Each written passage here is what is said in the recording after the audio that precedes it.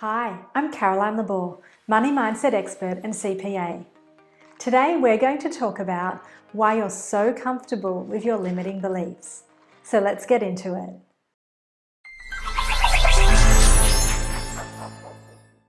Now I realise that today's topic may hit a nerve for some people.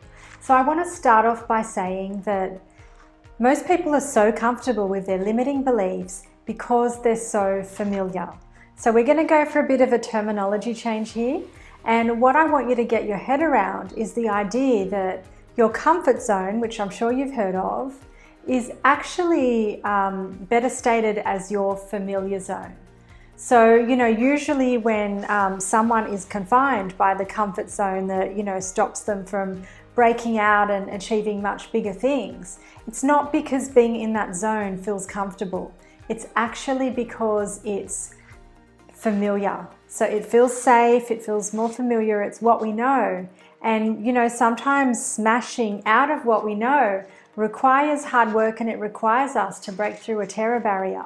And so it might seem easier to stay right where we are. So when I say that, living with your limiting beliefs is so comfortable, what I'm really saying is that it's so familiar. So we tend to stick with those and we stay in those difficult environments over and over again because it's what we know so well. So let me give you an example. I'm sure you know somebody who says, well, that's just how I am. And even if you give them feedback, you're trying to be helpful, trying to get them to improve something, they just refuse because in their minds, that's how they are. Well, when it comes to those people, let's say they're half right. And what I mean by this is that from where they stand right now, that is exactly how they are. And they are that way right now because that's how they've been programmed.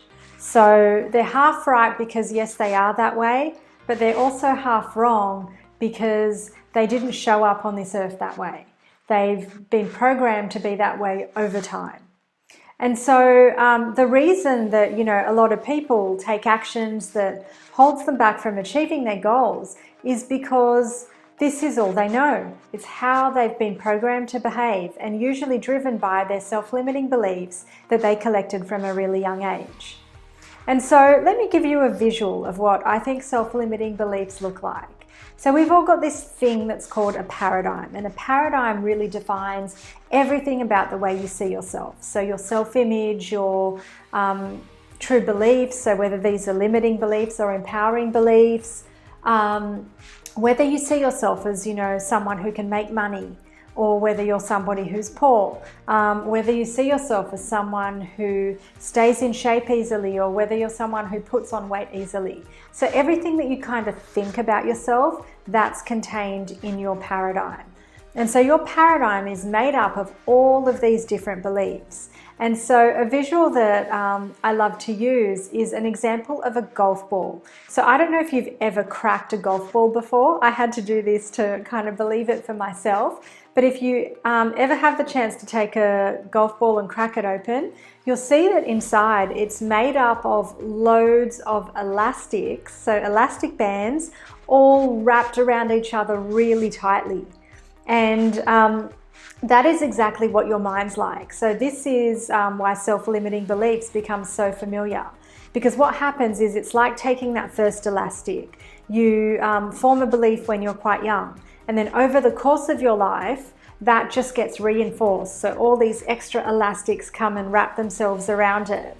And then another event happens and, maybe you lose some money, maybe you miss out on a promotion. And so even more elastics start being overlaid. And before you know it, you've got this really tight little golf ball with loads of elastics that really form the person that you are, made up of all your different, beliefs and habits. And so, what happens is when people find, well, I can't change, that's how I am. It's because if you imagine taking a pair of scissors and snipping one of those elastics, it's quite possible that nothing would change. So because it's being so held together by all the other elastic bands, it seems as if by, making that change and trying to maybe overlay a new belief, nothing is going to change because that's exactly how you are. And so To ultimately change your beliefs, what you would have to do is, cut lots of those elastics and really unpick all of that and neutralize, all the garbage that's been overlaid there year after year, and then start to actually overlay some really empowering, beliefs that are going to get you to the goals that you want to achieve. And so doing this, if you imagine this, in terms of like who you are and the person that you've become, it's so hard for so many people because going through this transformation not only requires intense hard work and persistence, but it also, in a lot of cases, requires you to go against what we call your family paradigm. So especially if you grew up in a middle-class family or in poverty, your family, your parents, or whoever your caregivers were, they would have held a lot of beliefs about what their experience with money was like. Like maybe it ran out a lot of the time. Maybe there was debt. Maybe, they had to allocate things really carefully because money was scarce. And so for you to be able to hit your goals today, so if you've got really big money goals, then you being able to, be a person that like smashes those goals out of the ballpark, well, that's going to require you to go against, the environment you grew up in.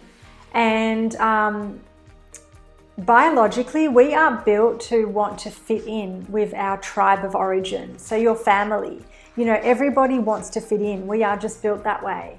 And so you end up operating with this sense of conflict where you really want something and you might work really hard towards it, but you always feel like you're being pulled back because part of you does want to fit in with your family. And so this is the, back and forth of people trying to take a foot out of their comfort zone. So take one step out only to be pulled back in because, oh, wow, that was scary. And now it feels familiar again. And so a lot of people would prefer to sort of stay in their pain of not having money because stepping out of that comfort zone or that familiar zone brings about so much fear and panic and, fear around no longer fitting in that it's just much easier to step back in. And the most soul-destroying example that I see of this with my clients is when people are in debt. So no one wants to be in debt, right? Debt doesn't feel comfortable by any means, but it can certainly feel familiar. And, of all the problems that I see with money that I help people work through, debt energy is the most toxic. And so if somebody has debt, I will always help them clear that first before we start working on things like making more income, because your debt energy is always going to sabotage your ability to make whatever income you're going after. And so the thing is with debt, it becomes so familiar that it's like this dark cloud that hangs over you and follows you everywhere. So it doesn't matter whether, you go to work, you leave the country, you go on holidays, your debt's always there, and every interaction with money becomes like this constant reminder that you've got this debt that you can't break out of.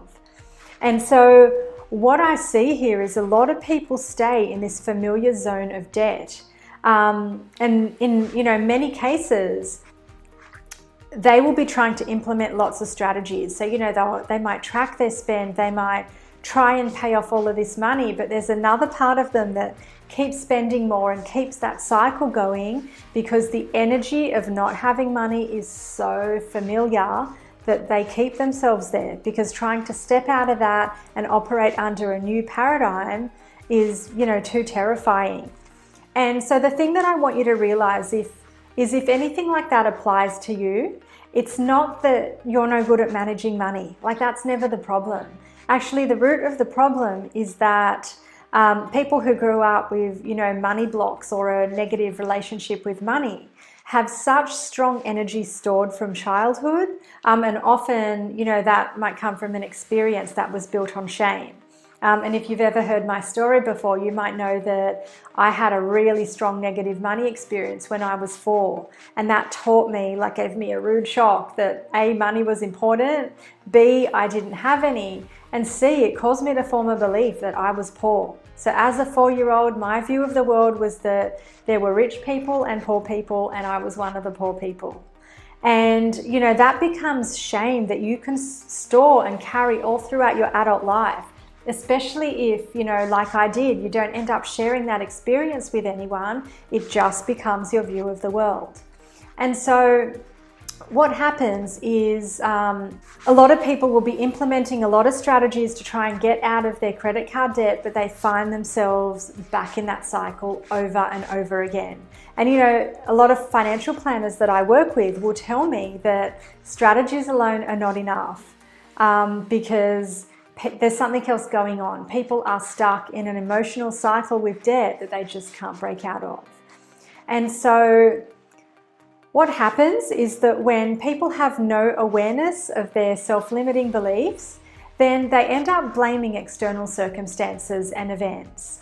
And, they'll sort of say, well, things keep happening, like bad, luck keeps happening to me. My car broke down and then this happened and this happened. And I'm not saying those things aren't tough, like no one, deserves horrible circumstances, but it's often not a coincidence. It's an energy that they're carrying that attracts really negative circumstances. And by staying in kind of this victim mentality, that can really stop people from discovering the real source of debt, which is the negative and toxic energy that they're carrying.